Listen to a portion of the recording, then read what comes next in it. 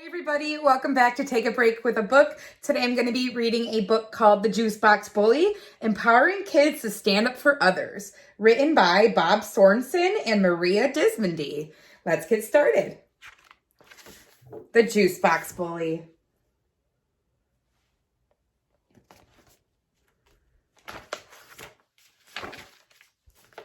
As Pete stood in front of his new class, Mr. Peltzer announced, "Let's welcome Pete to our team.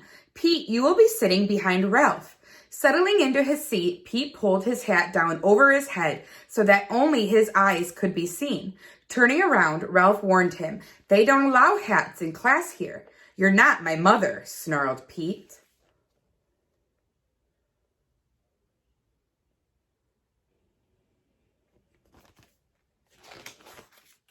After giving an assignment, Mr. Peltzer walked around the class and quietly asked Pete to remove his hat.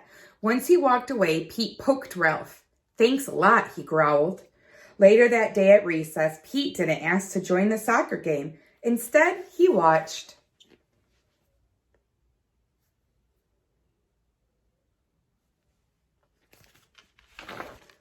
"Hi, Pete," Ralph said. "Do you want to get into the game?" "Not with those nerds," Pete replied. "I don't like those kids."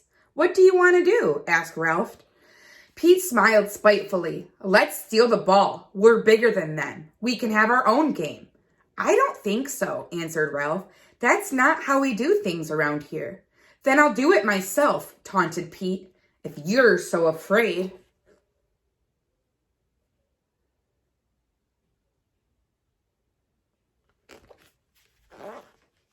Pete ran over to the field and yelled, "Pass it to me." When David passed the soccer ball, Pete grabbed it and ran off the field. "What's going on?" shouted Dave. Pete didn't answer. He ran faster and faster, then turned and waved the ball in the air. At first, the kids just stood there. Then they huddled together. Before walking over to Pete, Ruby and Lucy led the way.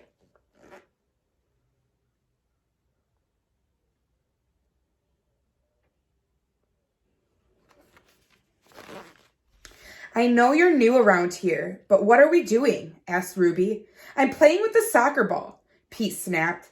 "Think you're going to take it away from me?" Ruby didn't argue, nor did she threaten Pete. Instead, she softly but firmly explained, "It's your first day here, so there's no way you could know this. In Mr. Peltzer's class, we made a promise."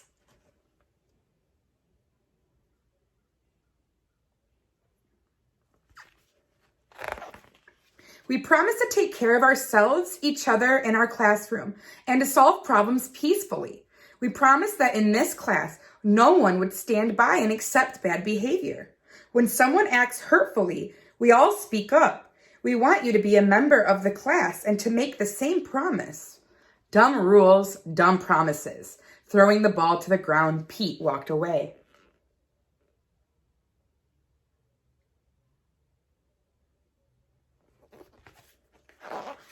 The next day, Pete ate alone. When he finished lunch, the kids raced out of the lunchroom while Pete trailed behind. Ruby ran up to Pete and asked, "Do you want to play soccer today?" "I don't play with nerds." "Okie dokie," Ruby replied. "Hey, Ruby," Pete called after her. Ruby stopped and turned. "Nice shirt," Pete complimented. Then he squirted his juice box right at her.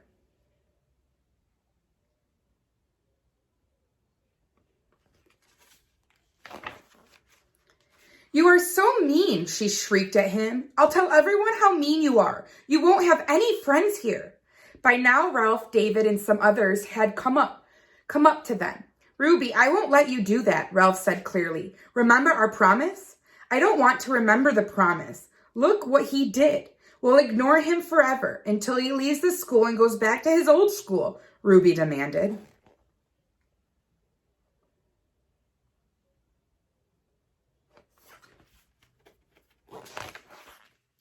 Ralph walked between Ruby and Pete.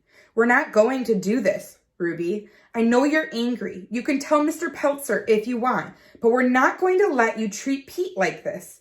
And we won't put up with his bad behavior either." Ruby stomped away, leaving Pete and Ralph behind. "No one's ever done that before," Pete said. "Why did you stand up for me?" "I've been in your shoes, and I learned being a bully doesn't work."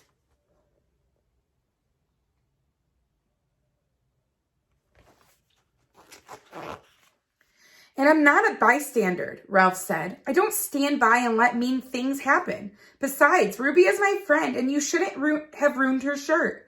Won't the other kids be mad at you for sticking up for me? Pete asked. No way. They all made the same promise. We talked about it for a long time with Mr. Peltzer, and every kid here tries to keep that promise.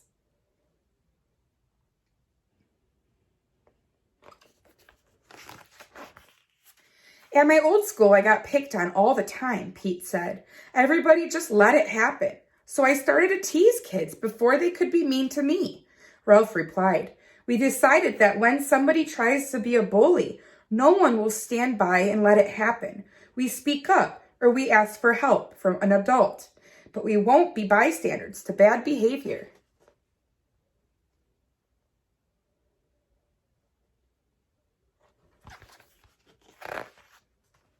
The bell rang and it was time to go back to class. They hate me. They'll never let me play with them, Pete said. Before Ralph could answer, David, Lucy, and Ruby came towards them. I'm sorry about what I said, Ruby apologized. I can't believe I forgot the reason why we made the promise. If we can remember to stand up for each other, school is a lot more fun.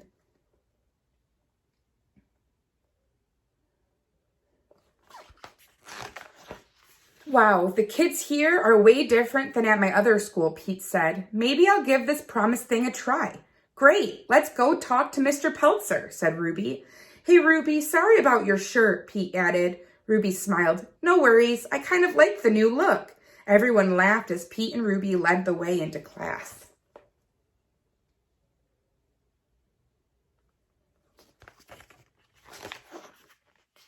And that's the end of the story. I hope you guys enjoyed. I'll see you tomorrow for another one. Bye.